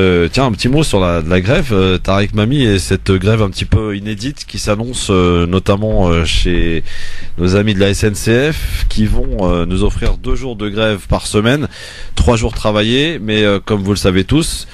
Il est difficile de réorganiser un trafic quand il a été interrompu 2 jours d'affilée. Du coup, ça va nous offrir 3 mois de galère. Voilà. Alors, est-ce que c'est un moyen de pression assez original qu'ont trouvé les syndicalistes de la CGT en l'occurrence, pour ne pas perdre trop d'argent finalement, mais continuer d'embêter les usagers, quoi? Alors, usagers, je sais pas si c'est les usagers. Si, c'est les usagers en premier qui sont embêtés, quand même. Mais, je comprends, comme dit l'autre, mais je pense que les syndicats ont dû réfléchir et ressenti comme une défaite grandiose la précédente manifestation pour s'opposer à toutes les lois, notamment le code de travail du président Macron. Et ils ont dit maintenant il faut essayer de perturber le système de fonctionnement de l'État, des citoyens, donc des ouvriers, de tout ce qu'on veut, pour peser sur Monsieur Macron. Et Monsieur Macron, pour le moment, a toujours la main verte. Donc, ils espèrent le bousculer, remettre en cause ce statut de fonctionnaire, parce que c'est vrai que les fonctionnaires ont beaucoup d'avantages, je mettrai avantages entre guillemets, mais faut voir, pour les petits fonctionnaires, ils commencent en clair au SMIC et au bout de 30 ans de carrière, ils vont terminer à moins de 2000 €, ce qui n'est pas normal non plus. Donc, il y a peut-être quelque chose de grain à moudre sur cette question, mais je pense... Je dis pas que je l'espère, mais je pense que si effectivement les syndicats tiennent déjà pendant le premier mois 2 fois par semaine pendant les 4 semaines, Macron est un garçon assez pragmatique encore une fois pour dire oui mais pas telle catégorie, oui mais on fait ça mais pas pour les smigards, et donc je pense que ça l'obligera à commencer à discuter, et à la limite je reprendrai, cher Christophe, on en a parlé ici 2 fois, ça fera la 3e, la phrase de Monsieur Mélenchon des Insoumis qui dit: je partage rien avec Monsieur Macron, mais quand tu reçois, il parle, il écoute, il échange. C'est pas, vous avez oublié l'autre partie, la plus intéressante, c'est pas comme l'autre guignol. Ah bon. En parlant de Hollande. Oui, vous aimez beaucoup le guignol. Donc moi je reste sur la phrase positive. Je partage rien, mais il m'écoute, on échange, on sort pas d'accord, mais il y a des arguments. C'était pas guignol, pardon, c'était anguille. En parlant de François Hollande. Vous voyez pourquoi j'ai pas été jusqu'au bout, parce que moi je suis pas sur des mots qui blessent. Donc pour moi, pour les syndicats c'est une très bonne chose, mais pour la société, la réformer, c'est encore mieux, mais ça obligera celui qui veut réformer de discuter avec les autres et de ne pas agir par des occasions. Bonjour Monsieur Bouakas. C'est parti. Pourquoi? Qu'est-ce qu'il vient faire là, monsieur Bouaccaz? Parce qu'il y avait le mot les occasions. Ah, d'accord. Donc il y a l'occasion pour citer Bouaccaz. Ah oui, non, faut vous suivre, hein. Et comme dit Madame Artaud, il faudrait que ça soit comme 95, où tout le monde suive. Voilà. Waouh. Allez, c'est parti. Ceux qui n'étaient pas nés au 95, ils peuvent pas savoir. Donc faut que Christophe leur fait le film dans une émission spéciale. Oui, on va peut-être attendre un peu. C'est parti pour l'avis tranché de Enver de Santos, jingle.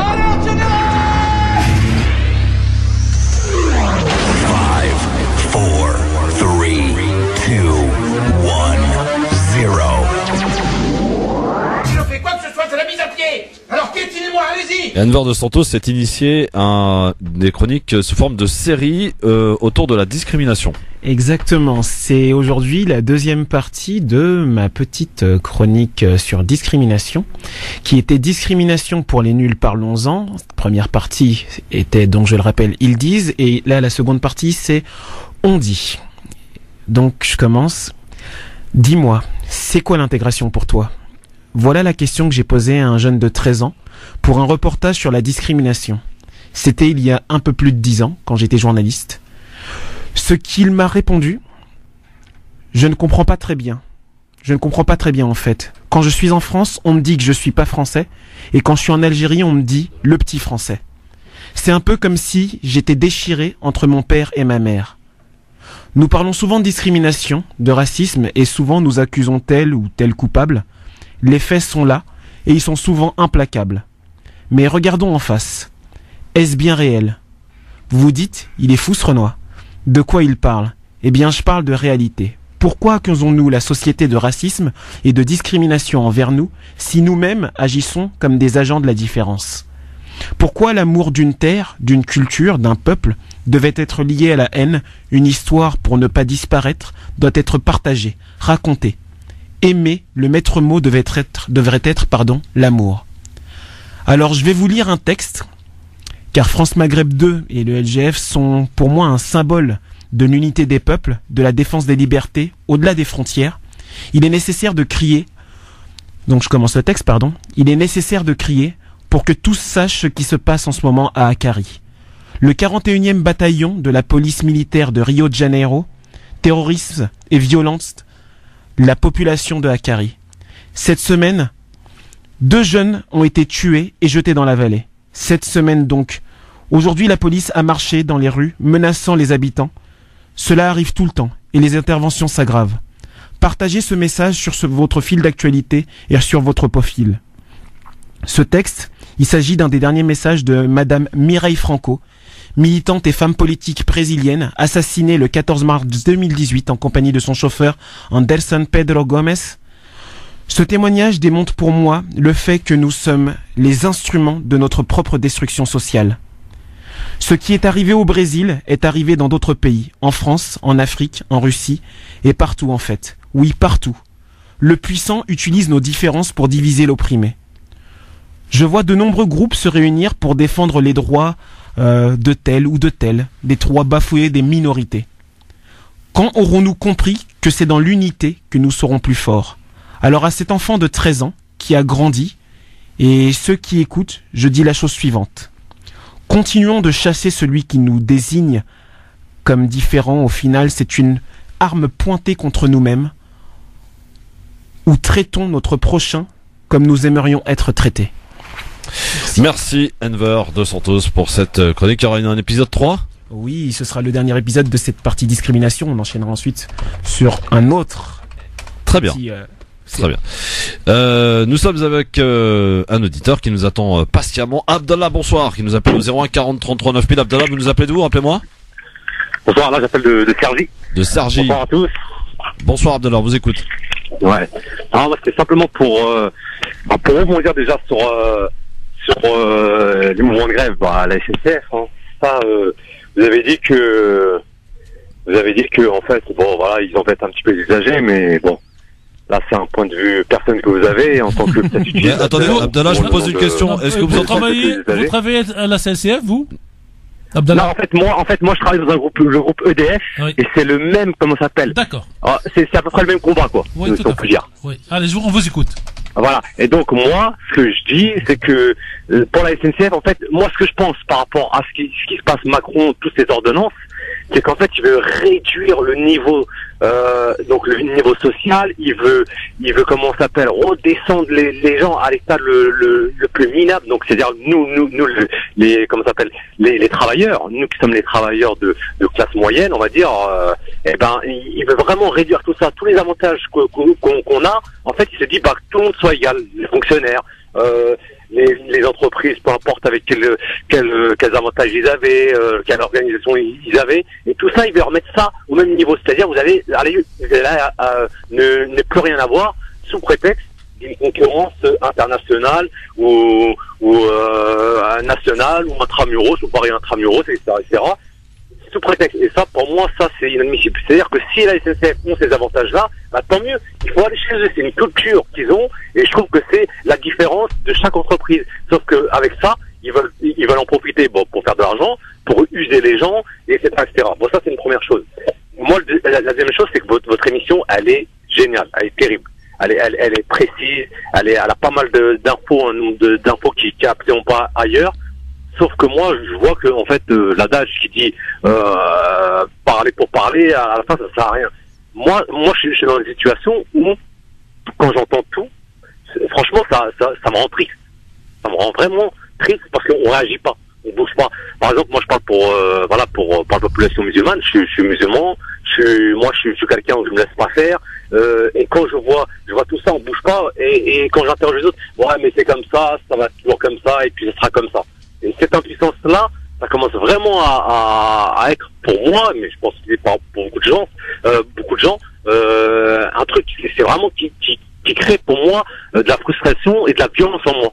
Vous voyez ce que je veux dire? Et tout ça, le fait d'en parler, plus on en parle et moins on fait, etc., l'international, le niveau national, les discriminations, les différences, etc., etc.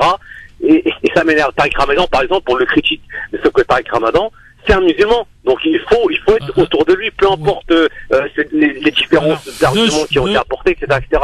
Et moi, je suis vraiment attristé, mais vraiment plus profondément. J'aimerais bien que tout le monde s'y réunisse, parce que tout le monde dit oui, là, il faut être uni. Mais non, mais pour unir, il faut bouger ses fesses. Et personne ne bouge. Si vous moi, je vais au boulot, les gens, ils sont, quand on a fait des manifs, les gens ne sont pas capables de bouger. L'organisation syndicale n'est incapable de bouger dans une forme de violence. Abdallah, il faut mettre de l'énergie. Il n'y a plus d'énergie. Abdallah, donc si vous permettez, trois remarques de ma part. Alors une remarque hors contexte, j'allais dire. C'est bien ce que vous dites parce que c'est ce que vous ressentez, et le but de cette émission, c'est aussi de permettre à chacun de dire ce qu'il pense, quand bien même on n'est pas d'accord avec lui. Alors les trois remarques sur Tariq Ramadan, en ce qui concerne la radio, nous faisons le travail que nous devons faire en défendant Tariq Ramadan en tant que citoyen et non pas en tant que musulman. Et nous ferons très exactement la même chose pour chaque citoyen qui subit les foudres de la justice. Et nous l'avons dit aujourd'hui pour les 3 personnes qui ont été assassinées aujourd'hui du côté de Carcassonne. Pour nous, voilà. Donc, donc ce côté, on défend Monsieur Ramadan parce que les musulmans, on n'a pas sa place ici. Non mais très vite, non mais on n'a pas sa place ici. Donc nous le défendons.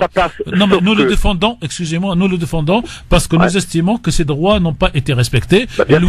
Louis, ça fait 1 mois et demi ou 2 mois que ça va faire qu'il est en prison. Début février de mémoire. Sans aucune preuve. Non, mais ça c'est autre chose. Ça c'est autre chose, c'est la justice de déterminer ça. Et Monsieur Sarkozy, à minuit, il rentre dormir chez lui. Donc c'est ça ce qu'on nous dénonce. La deuxième chose, je comprends tout à fait vos intérêts perso en tant que groupe social qui doivent être défendus parce que ça a été obtenu en 48. Et la troisième chose, c'est que ici, ces informations que vous voyez pas ailleurs, elles existent, mais les radios ne les donnent pas, nous on essaye de les donner. Dernière chose, je sais pas comment s'appelait l'auditrice que nous avons eue il y a quelques semaines, Charles Christophe, et qui, elle, a appelé pour dire je vous écoute, je connais les sujets. Sur le mal logement, moi en face de moi, il y a un immeuble qui pourrait faire habiter 300 familles. Fatima, c'est fait. Fatima, ils sont en train de le détruire. Donc vous voyez qu'en écoutant, on peut être aussi acteur de sa vie. Acteur de sa vie. Invectus, disait Mandela. Et invectus, c'est être maître de son destin. Et quand on ressent une injustice, on avance, on le fait, on se contente de parler. Et merci en tout cas pour votre intervention. Merci Abdallah. Abdallah, une petite question quand même. Vous prenez les transports de temps en temps ou pas? Moi je prends les transports. Oui. Bien sûr, je prends les transports. Ah bon, d'accord. Bon, merci Abdallah. Ça, c'était la boutade. Et Ça, vive c'est- la SNCF. voilà. Oui, quand ça marche et quand c'est à l'heure, hein. Excusez-moi, mais moi je peux pas en dire autant, hein. Ouais, ok. Très sincèrement. Merci. 01 40 33 9000, évidemment, vous pourrez nous appeler dans quelques minutes dans le cadre de Libertad, En tout réservez-vous. cas, il y a deux belles interventions des Ouais. auditeurs qui racontent leur vécu. Et c'est à ça aussi que cette radio sert. C'est nécessaire. Alors, on va parler de finalement de la base, de l'éducation. Oui. On en parle souvent. Iqra. Iqra. Et voilà. Et pour la 25e année consécutive, le ministère de l'Éducation, on est en France, hein, a dévoilé mercredi 21 mars sa fameuse indicateur à valeur ajoutée des lycées. À partir duquel d'ailleurs a été établi un classement selon le taux de succès au baccalauréat en fonction du profil social et scolaire des élèves et son aptitude à accompagner les jeunes jusqu'au diplôme. Le taux de mention est un indicateur qui cette année est pour la première fois pris en compte par le ministère, de même que sa valeur ajoutée qui mesure, comme pour le taux de réussite au bac, la différence entre les résultats obtenus et ceux qui étaient attendus, compte tenu des caractéristiques scolaires et sociodémographiques du collège, des lycées, en privilégiant le critère de la valeur ajoutée des quelques 4300 lycées en France, qui permet ainsi de mesurer leur capacité à faire progresser les élèves. Le classement du Parisien, écoutez bien, place en première position le lycée Alfred Nobel à Clichy-sous-Bois. En Seine-Saint-Denis, cet établissement public affiche un taux de réussite au bac en 2017 de 86% contre 74% attendu. Donc une belle surprise pour ce lycée public. Moi, ça me fait vraiment du bien d'entendre ça, Tarek Pami, à ceux qui privilégient, et on peut le comprendre d'ailleurs, peut-être les lycées privés pour qu'ils puissent exercer pour certains leur apprentissage de la religion, etc. Ça me fait plaisir parce que moi j'ai toujours été un enfant de la République, j'ai toujours cru à l'école publique. C'est celle qui éduque nos enfants, celle qui instruit nos enfants plutôt qu'éduque. Et j'ai toujours cru et défendu le public. Tarek Mami. Bah, je suis heureux. Parce que l'image du 93, c'est le 9-3, c'est pas le 93. Et quand on y voit que malgré les difficultés sociales, économiques, de transport, de relations humaines, de violence, de tout ce que vous voulez, et qui est toujours mis en avant, bravo à l'équipe pédagogique de ce lycée. Bravo probablement aux parents des élèves qui sont dans ces lycées, et bien sûr bravo aux élèves qui couronnent leur travail par des succès comme ça. Rien à dire, je suis heureux de savoir que ça se passe dans le 93 et non pas dans le 9-3. Alors, autre ville distinguée dans ce classement, puisque arrive ensuite Enver du lycée de la Plaine de l'Aube, donc à Trappes, dans les Yvelines. 92% de réussite au bac pour 74% attendu. Le premier lycée privé à apparaître dans le classement du Parisien est celui d'Averroès, que vous connaissez, placé en 4e position. Dans le classement national, l'établissement musulman qui remonte de 209 places quand même par rapport au palmarès 2017 grâce à la dite valeur ajoutée. Prend quand même la première place des lycées dans le département du Nord ainsi que dans la région des Hauts-de-France. Il affiche un taux de réussite au bac de 97% contre 89% attendu. 97%. Bon, on sait qu'il y a 5 ans, je crois, il avait affiché un taux de réussite 2013, de 100%. 100% en 2013. Voilà. Exactement. 63% de mention, hein, pour le lycée Averroès, qui est quand même à souligner. Donc c'est plutôt pas mal. Donc ce classement du Parisien que je souhaitais mettre en avant, Enver. C'est plus que pas mal. Moi, je pense que au-delà de toutes les éloges qu'on pourrait faire au lycée Averroès ou au lycée de Clichy-sous-Bois ou celui de Trappes, je pense que que ce soit public ou privé, moi j'aime parler d'éducation comme vous le savez, et il y a une réalité qui est très importante, c'est que Iqra, c'est pas au hasard. Quand on dit aux gens qu'il faut lire, qu'il faut apprendre, qu'il faut s'éduquer, c'est nécessaire pour être armé pour l'avenir. C'est nécessaire pour être protégé contre l'ignorance, protégé contre la folie, protégé contre même l'attentat de ce matin, l'acte terroriste. Les gens vont me dire que je fais un amalgame, mais non, la réalité c'est qu'un psychopathe, lorsqu'à un moment donné il suit un chemin vertueux justement de connaissance où il est encadré, où on lui apprend à aimer la culture, à aimer lire, à aimer son prochain, etc.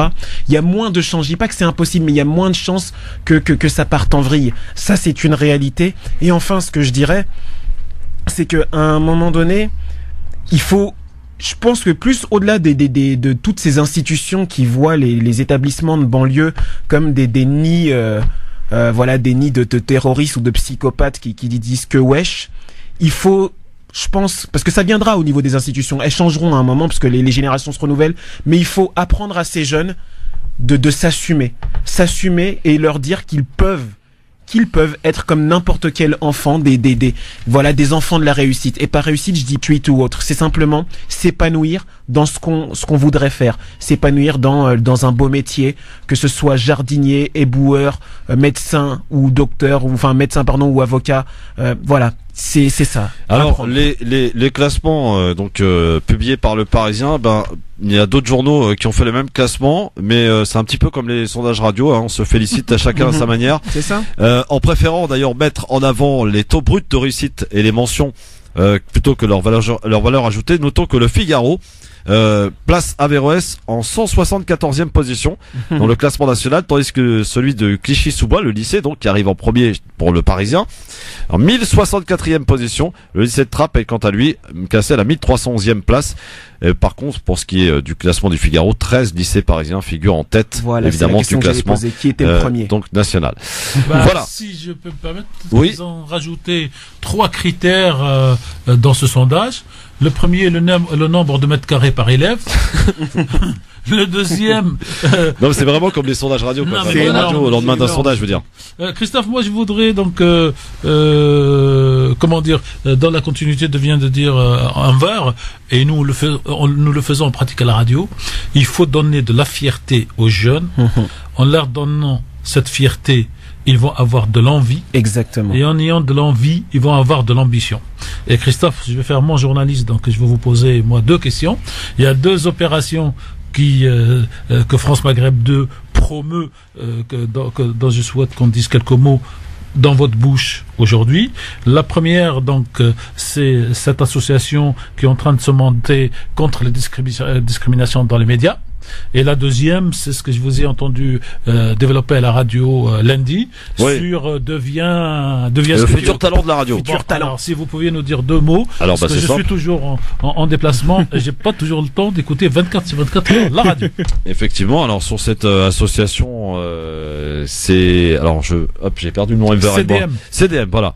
CDM qui va essayer d'être le plus vigilant possible sur ce qui se dit donc dans les médias, et peut-être travailler en lien, en collaboration avec le CSA pour les alerter, pour aider en tout cas à ce qu'il y ait de moins en moins de paroles désagréables ou des amalgames justement qui sont entretenus dans les médias.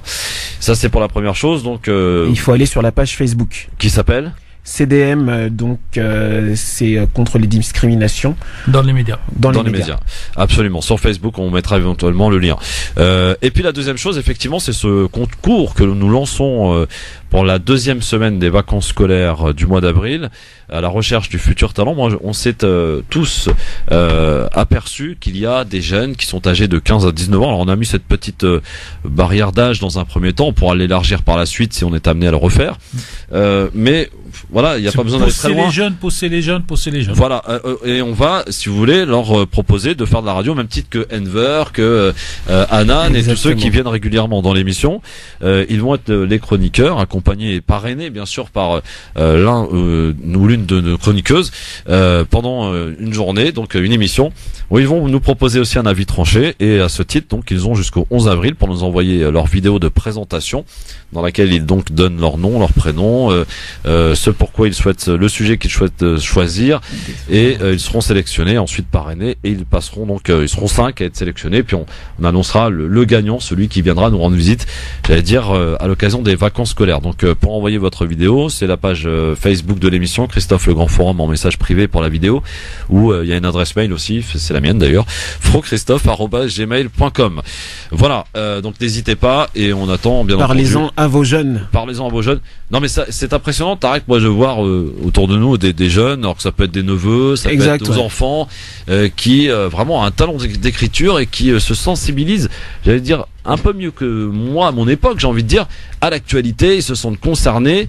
Alors certes, ils n'utilisent pas les mêmes outils pour s'informer que nous, mais au travers des réseaux sociaux, au travers de plein de choses, ils sont sensibilisés à ce qui se passe dans le monde, et ça fait plaisir. Et moi, voilà, pour ne prêcher ma paroisse, rien que mon fils, voilà, il m'impressionne par sa plume, quoi, dès son jeune âge déjà. Donc voilà, ça c'était pour les deux petites choses. Dans un instant, messieurs dames, pour terminer, j'allais dire en beauté cette semaine d'émission du LGF. Eh bien, voici Libertad qui arrive. Oui.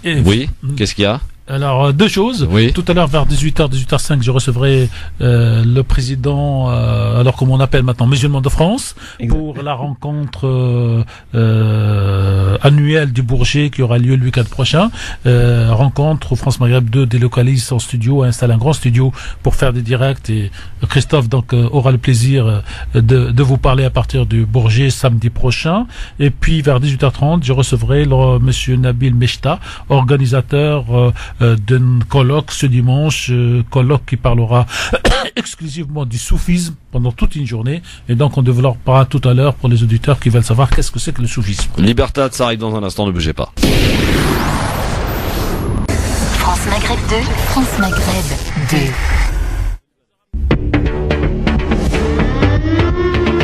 LGF, le grand forum, merci d'être avec nous. Donc le week-end prochain, j'ai l'impression que ça va être chargé alors sur France Maghreb 2. Alors si vous voulez qu'on nous en parle en un mot, France Maghreb 2 aura 2 délocalisations le week-end prochain. Donc elle aura un studio au salon de l'immobilier tunisien avec Latifa Locham qui sera de ce côté-là. Excellent. Et toute l'équipe de la radio qui sera du côté de Bourget pendant 3 jours où la majorité des émissions auront lieu là-bas. Un grand forum spécial animé par Christophe Fro, mais aussi l'émission d'Enda, l'émission de Samia Abdesselam et l'émission de Maître Maghrebi, avocate. Excellent. Donc tout se fera là-bas en direct. Allez, c'est parti, messieurs dames, pour le moment de vérité. Ça s'appelle Libertad et c'est chaque jour en fin d'émission. Je ne sais pas qui vous êtes ni ce que vous allez nous dire. En tout cas, vous avez la possibilité de nous appeler. Juste le prénom et l'endroit de l'appel. 01 40 33 9000 à toutes fins utiles pour ceux qui nous appellent de l'étranger. C'est déjà arrivé. 00 33 1 40 33 9000. France Maghreb 2, bonsoir. Salut, c'est Youssef de Drancy. Oui, Youssef, qu'est-ce qu'il y a? Vous avez hier Sarkozy au journal de TF1, il s'est bien défendu. Hein. C'est ton avis? Je pense qu'il est innocent, c'est un complot de Mediapart. D'accord, merci Youssef pour ton avis. Mediapart, c'est un journal à gauche. Oui, et alors? Et à chaque fois, ils veulent contrer le retour de Sarkozy. Je pense que c'est un complot de médias gauchistes. Merci Youssef. Vive président. Voilà, à très bientôt Youssef, t'as pu donner ton avis en toute tranquillité et liberté. 01 40 33 9000 sans aucune contradiction d'ailleurs. Bien entendu. Libertad, c'est le moment, voilà, les gens peuvent s'exprimer. Bon, après on peut avoir son avis évidemment. Mais si on déborde un peu trop, on recadre, hein. Évidemment, ça on est obligé, hein. France Maghreb 2, bonsoir. Et on dirait que c'est le CSA qui nous demande de faire. Hein. Bonsoir chère madame, quel est votre prénom? C'est Linda. Linda, vous nous appelez de Marseille. Bonsoir, Linda. C'est ça, et je souhaiterais, je dis bonjour aussi à Tarek Bami. Bonjour, chère madame. Bonjour, madame. Voilà, bonjour. Donc, moi, je voulais m'exprimer, je vais faire court sur les affaires palestiniennes, ça me touche, comme beaucoup de personnes humaines. Alors, les enfants palestiniens emprisonnés, on est bien, nous sommes bien au XXIe siècle, hein, que je sache. Humiliés, maltraités, et donc tout est permis, quoi. Et l'opinion internationale, on l'entend pas. Et je voulais, pour faire court, je vais dire, je vais être méchante. Bon, c'est une détresse totale que vivent les Palestiniens, qu'ils soient adultes ou enfants. Bon, enfants, c'est la pire des choses. C'est inhumain, quoi. C'est pas normal. Et on peut juste imaginer ce que vivent, parce qu'on ne vit pas ce qu'ils vivent eux, ce que vivent les Palestiniens. Voilà, ils sont dans un ils sont abandonnés. Voilà, c'est tout ce que j'avais à dire. Merci Linda. Merci Linda. Merci de m'avoir laissé m'exprimer. Eh ben voilà, vous allez tranquillement. Merci beaucoup Linda. À bientôt. Christophe, justement, vous me rappelez ce rapport parce que moi je l'ai pas encore eu entre les mains. Vous me l'envoyez si vous permettez et on va le mettre sur le site et on va voir s'il peut partir sur Twitter, sur Facebook, là où il est, parce que c'est un sujet.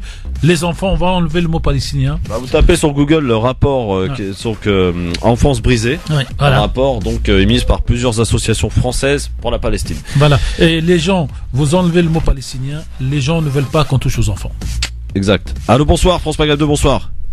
Oui, bonsoir, salam alaikum. Bonsoir monsieur, quel est votre prénom? C'est Ahmed du Havre. Bonsoir Ahmed du Havre, comment ça se passe?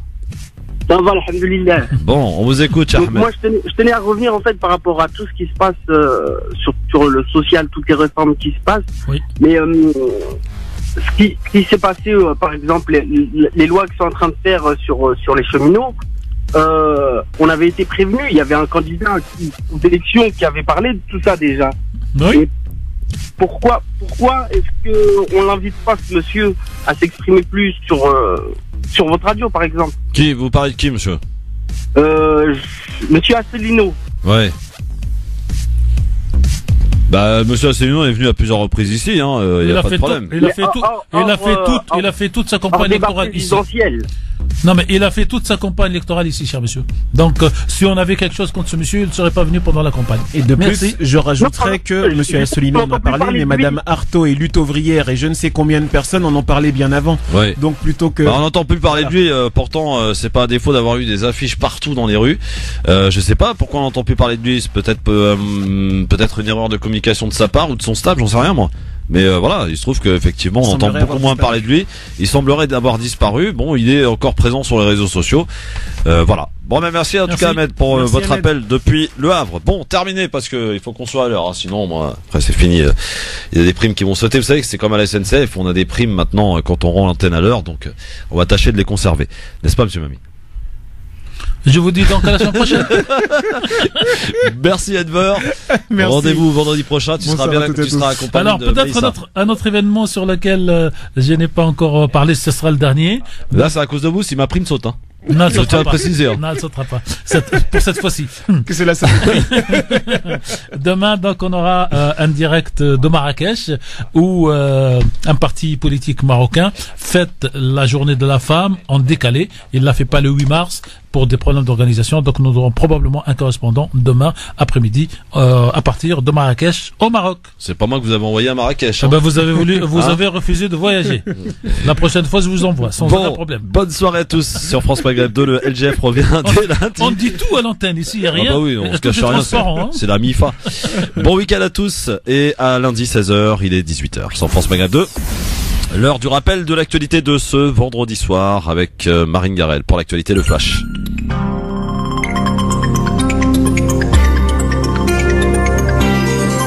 Bonsoir à tous. Place à l'enquête désormais à Carcassonne pour expliquer comment un franco-marocain âgé de 25 ans, surveillé et connu pour des faits de petite délinquance, a pu mener à bien son épopée meurtrière. Le bilan est lourd, au moins 3 morts et 5 blessés. L'homme âgé de 25 ans a d'abord braqué un automobiliste à Carcassonne. Il a tué le passager. Il a blessé le chauffeur. Puis il a tiré sur des CRS. L'un d'eux a été blessé. Et enfin, il s'est rendu dans un magasin Super U de Trèbes, c'est à 8 km de Carcassonne. Une prise d'otage qui a fait 2 morts et 1 blessé grave. Un gendarme qui est entré volontairement dans le magasin en échange de la libération d'un otage. Le GIGN a donné l'assaut et a tué le terroriste. Très rapidement, Édouard Philippe et Emmanuel Macron ont évoqué une attaque terroriste. Le parquet de Paris s'est d'ailleurs saisi de l'affaire. Gérard Collomb est sur place. François Molins, le procureur de Paris, est attendu. L'attaque a été revendiquée par le groupe État islamique. Dans le reste de l'actualité, après l'intervention télévisée de Nicolas Sarkozy hier soir au JT de TF1, Ziad Takieddine persiste et signe dans l'affaire libyenne. Pour l'homme d'affaires, l'ancien chef de l'État est un menteur. Il déclare avoir remis près de 5 millions d'euros à Claude Guéant et Nicolas Sarkozy fin 2006, début 2007. De l'argent donné, dit-il, par le régime de Mouammar Kadhafi. Et début aujourd'hui du SIDAction, 20% des jeunes âgés de 15 à 24 ans s'estiment mal informés sur le VIH. Un numéro est à votre disposition pour des promesses de dons, le 110. L'arbitre Tony Chaperon, qui avait taclé un joueur mi-janvier lors de Nantes PSG, a écopé d'une suspension de 6 mois ferme et 2 avec sursis en appel aujourd'hui. Il avait écopé en première instance d'une suspension de 3 mois ferme en février dernier. France Maghreb 2, service, info, musique, divertissement. France Maghreb 2. France Maghreb.